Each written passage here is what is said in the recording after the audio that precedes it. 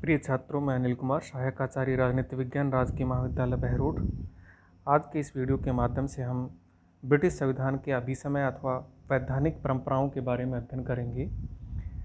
तो सबसे पहले प्रश्न उपस्थित होता है कि अभिसमय का तात्पर्य क्या है, अर्थ क्या है। अभिसमय आपके लिए एक नया शब्द हो सकता है। आंग्ल भाषा में कहें तो ये कन्वेंशन होता है, और एक आम प्रचलित भाषा में कहें तो परंपराएं कह सकते हैं इसे। तो ये अभिसमय कन्वेंशंस या परंपराएं क्या होती हैं, तो इस संबंध में प्रोफेसर डायसी का मत है कि अभिसमय संविधान संबंधित नैतिकता के आदेश है। संविधान के संबंध में नैतिकता के जो आदेश हैं वही अभिसमय है। ये प्रोफेसर डायसी का मत है।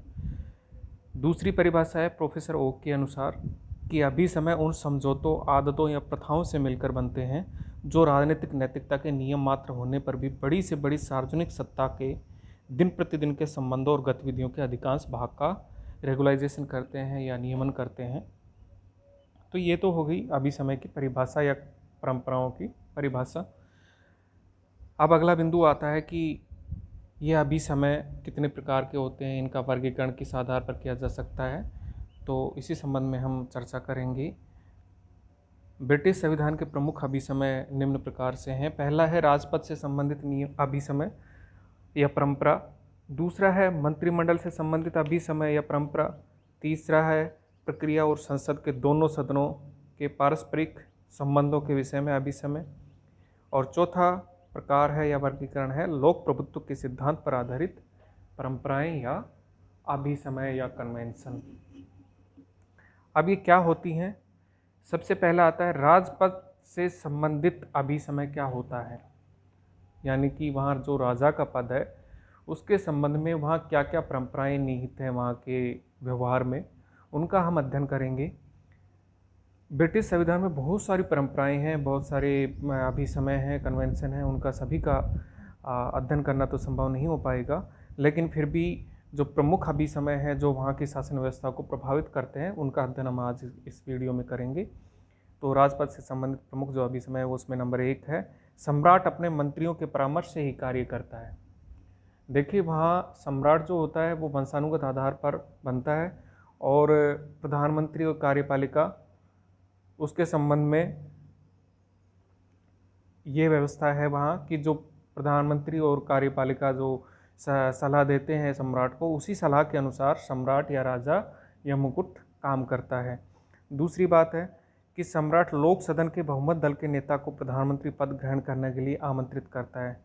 लोक सदन यानी हाउस ऑफ कॉमन्स बोलते हैं उसे। वहाँ की संसद के 2 सदन हैं, जैसा कि पूर्व के वीडियो में आपको बताया जा चुका है, लोक सभा और हाउस ऑफ कॉमन्स।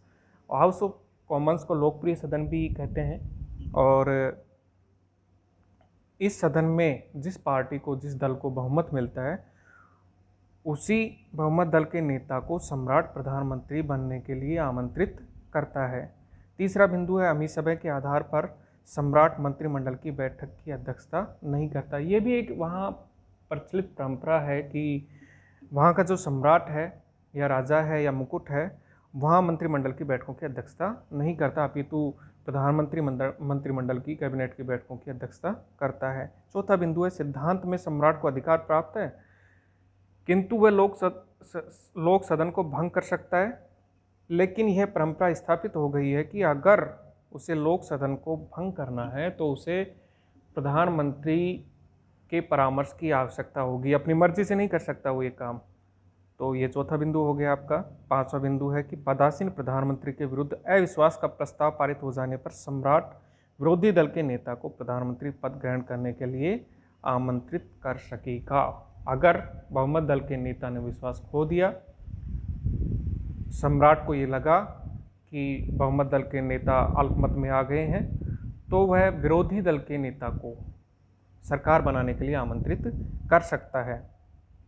तो ये थे राजपद से संबंधित कुछ अभिसमय, कुछ परंपराएं। दूसरा बिंदु है मंत्रिमंडल से संबंधित कुछ परंपराएं या अभिसमय या कन्वेंशन। तो इसमें पहली बात आती है कि अभिसमय के अनुसार सम्राट के मंत्रियों के लिए संसद का सदस्य होना अनिवार्य है। वहाँ ये परंपरा पड़ गई है कि अगर कोई मंत्री बनता है तो वह संसद का सदस्य होना जरूरी है। हमारे यहाँ तो लिखा हुआ है संविधान में, लेकिन वहाँ लिखा हुआ नहीं है। वहाँ पर ये चीज़ परंपरा के रूप में चली आ रही है, व्यवहार में लोग इसका पालन करते हैं। सम्राट भी ऐसा ही करता है, संसद के सदस्य भी ऐसे ही करते हैं और प्रधानमंत्री और कार्यपालिका भी वहाँ जो प्रचलित परंपराएं हैं उनका पालन करते हैं। दूसरा बिंदु है, संसद में किसी महत्वपूर्ण प्रस्ताव पर पराजित हो जाने पर मंत्रिमंडल या तो त्यागपत्र दे देगा या प्रधानमंत्री सम्राट को परामर्श दे देगा कि उसके द्वारा लोक सदन को विघटित कर दिया जाए। तीसरा बिंदु है कि अभिसमय के अनुसार अर्थात परंपरा के अनुसार ही किसी कम महत्वपूर्ण प्रस्ताव पर लोक सदन में पराजित हो जाने पर मंत्रिमंडल के लिए पद त्याग करना आवश्यक नहीं है। अगर कोई कम महत्व का प्रस्ताव है और संसद में पेश किया गया है और वो गिर जाता है तो इसका मतलब ये नहीं है कि सरकार बहुमत खो रही है और उसे इस्तीफा देना पड़ेगा, ऐसी बात नहीं है। चौथा बिंदु है, यह भी अभी समय ही है कि मंत्रिमंडल सामूहिक रूप से लोक सदन के प्रति उत्तरदायी होता है। वहाँ पर ये परंपरा है कि वहाँ का जो मंत्रिमंडल है, कैबिनेट है, वो लोकप्रिय सदन के प्रति उत्तरदायी होता है, अर्थात हाउस ऑफ कॉमन्स के प्रति उत्तरदायी होता है। भारत के संदर्भ में अगर हम देखें तो प्रधानमंत्री और उसके मंत्री हैं वो यहाँ के लोकप्रिय सदन अर्थात लोकसभा के प्रति उत्तरदायी होते हैं, रेस्पॉन्सिबल होते हैं, लेकिन वहाँ हाउस ऑफ कॉमन्स वहाँ का लोकप्रिय सदन है, इसलिए उसी के प्रति वो उत्तरदायी होते हैं, न कि राजा के प्रति या लोकसभा के प्रति। यदि लोक सदन किसी एक मंत्री के विरुद्ध अविश्वास प्रस्ताव पारित कर दे तो भी समस्त मंत्रिमंडल को त्यागपत्र देना होता है। ये भारतीय संविधान में तो लिखित रूप में विद्यमान है, लेकिन ब्रिटिश संविधान की बात करें तो वहाँ पर ये परंपरा के रूप में निहित है। पांचवा बिंदु है, सामान्यतः प्रधानमंत्री मंत्रिमंडल के सभी सदस्यों को अपने ही राजनीतिक दल में से लेता है और अपने सहयोगियों के चुनाव में प्रधानमंत्री स्वतंत्र होता है।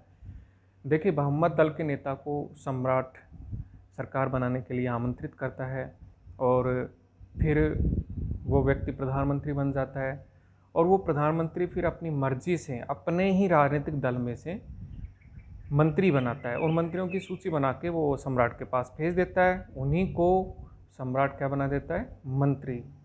तो मंत्री बनाने में वहाँ के सम्राट का रोल कुछ भी नहीं है। व्यवहारिक तौर पर सारा का सारा कार्य मंत्री बनाने संबंधित जो कार्य है वो प्रधानमंत्री के द्वारा किया जाता है और सैद्धांतिक तौर पर अगर हम सिद्धांत की बात करें तो सम्राट के द्वारा ये कार्य किया जाता है। अगला बिंदु आता है विधायी प्रक्रिया और संसद के दोनों सदनों के पारस्परिक संबंधों के विषय में प्रचलित परंपराएं। अर्थात ब्रिटेन में विधायी प्रक्रिया और संसद के दोनों सदन हैं यानी लॉर्ड सभा है और हाउस ऑफ कॉमन्स है, उनके जो आपस के संबंध हैं उनके विषय में वहाँ पर क्या क्या परंपराएं प्रचलित हैं उनका हम अध्ययन करेंगे। इसमें नंबर 1 है, संसद के 2 सदन होंगे, लोक सदन अर्थात हाउस ऑफ कॉमन्स और दूसरा है लॉर्ड सभा। यह बात अभी समय पर आधारित है, लिखा हुआ नहीं है, ये भी वहाँ परंपरा है, अभी समय है, कन्वेंशन है। नंबर 2 है, सम्राट वर्ष में एक बार संसद का अधिवेशन अवश्य बुलाएंगे और संसद के प्रथम अधिवेशन से दूसरे अधिवेशन के बीच 1 वर्ष से अधिक का समय नहीं होना चाहिए। हमारे यहाँ 6 माह का प्रावधान है, तो ब्रिटेन में 1 वर्ष का प्रावधान है कि 1 वर्ष में कम से कम 1 बैठक तो वहाँ की संसद की होगी ही होगी, यह भी परंपरा है। नंबर 3 है, लोक सदन अर्थात हाउस ऑफ कॉमन्स के अध्यक्ष यानी स्पीकर के संबंध में ये परंपरा है कि अध्यक्ष पद के लिए खड़े होने से पूर्व उसे अपने राजनीतिक दल की सदस्यता छोड़नी होगी या त्यागनी होगी। ये एक अच्छा बिंदु है कि वहाँ पर अगर कोई हाउस ऑफ कॉमन्स का स्पीकर बनता है तो उसे अपनी राजनीतिक निष्ठा को त्यागना होगा और उसे स्वतंत्र एवं निष्पक्ष होकर के कार्य करना होगा, इसलिए उसे अपने राजनीतिक दल से भी त्यागपत्र देना होगा। निर्वाचन से पूर्व लोक सदन का अध्यक्ष निर्विरोध चुन लिया जाता है और वह जब तक चाहे लोक सदन का अध्यक्ष रह सकता है। ये एक अनोखी विशेषता है वहाँ के विधायी संबंधी कार्यों की। अगला बिंदु है, जब सरकारी पक्ष की ओर से भाषण हो चुका है तब विरोधी पक्ष की ओर से एक भाषण होता है।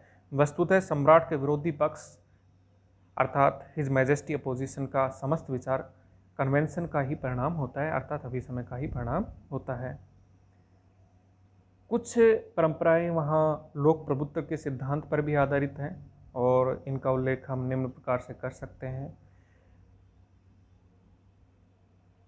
इनका उद्देश्य शासक के कार्यों और निर्वाचकों के निर्णय के बीच सामंजस्य स्थापित करना होता है। इस तरह के जो भी अभिसमय होते हैं, परंपराएं होती हैं, कन्वेंशन होता है, तो उनका उद्देश्य क्या होता है? शासक के कार्यों और निर्वाचकों के निर्णय के बीच एडजस्टमेंट स्थापित करना। इस संबंध में एक अभिसमय यह है कि शासन द्वारा किसी महत्वपूर्ण और विवादग्रस्त विषय पर उस समय तक विधेयक प्रस्तुत नहीं किया जाना चाहिए जब तक कि उसने ऐसा करने के लिए निर्वाचकों से आदेश न प्राप्त कर लिया हो, अर्थात एक तरीके से हम देख सकते हैं कि जनमत संग्रह न करा लिया हो। 1911 में संसदीय अधिनियम के आधार पर लॉर्ड सभा की शक्तियों में कटौती करने के पूर्व लॉर्ड जॉर्ज की उदार दलीय सरकार ने 1910 के चुनाव में इस विषय पर जनता का स्पष्ट आदेश प्राप्त किया था। आदेश अभिसमय की यह बात लोक प्रभुत्व की धारणा पर आधारित है। लोक प्रभुत्व के सिद्धांत पर ही आधारित एक अन्य अभिसमय यह है कि जब मंत्रिमंडल निर्वाचकों से अपील करता है और निर्वाचकों का निर्णय मंत्रिमंडल के प्रतिकूल होता है, तब मंत्रिमंडल को अपने पद से इस्तीफा देना पड़ता है। प्रधानमंत्री सम्राट से दूसरी बार लोक सदन के विघटन की सिफारिश नहीं कर सकता, एक बार ही कर सकता है। तो ये अभिसमय से संबंधित कुछ बातें थी जो आज के इस वीडियो में हमने देखी। अगले वीडियो में हम अभिसमय से संबंधित अन्य जो वहाँ नियम हैं, परंपराएं हैं, वो देखेंगे। धन्यवाद।